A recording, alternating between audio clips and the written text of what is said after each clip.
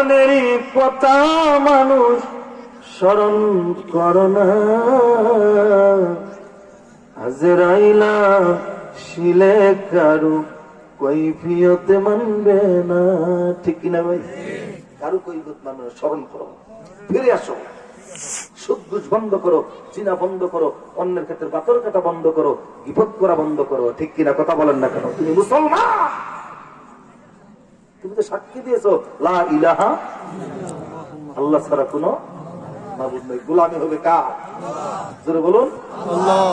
ইয়াকা না'বুদু ইয়াকা নাস্তাইন, তোমার ইবাদত করি, তোমার কাছে সাহায্য চাই। সুবহানাল্লাহ বলো।